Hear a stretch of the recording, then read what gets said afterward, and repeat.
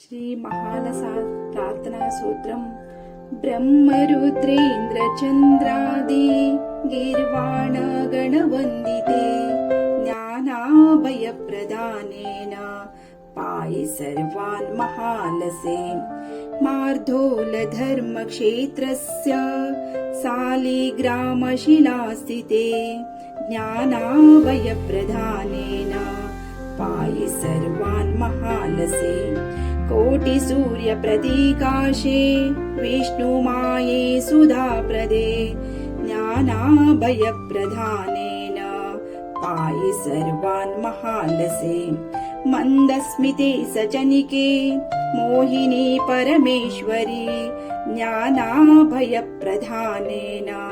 पाहि सर्वान् महालसे खड्गशूलशिरपात्र धृते भक्तवरप्रदे ज्ञानाभयप्रदानेन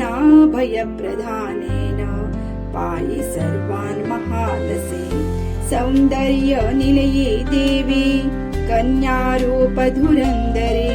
ज्ञानाभयप्रदानेन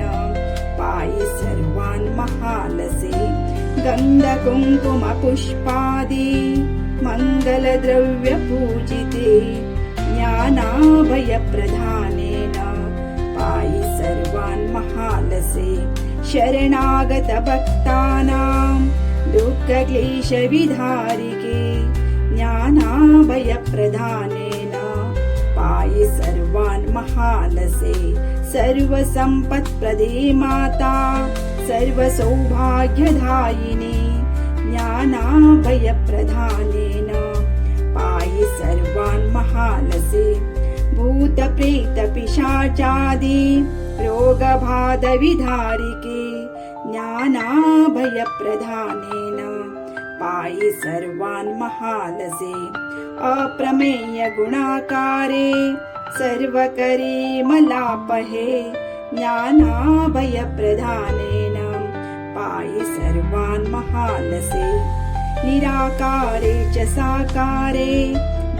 मुक्तिप्रदायिनी ज्ञानाभयप्रदानेन पाहि सर्वान् महालसे इति श्री महालसा प्रार्थना सूत्रं सम्पूर्णम्।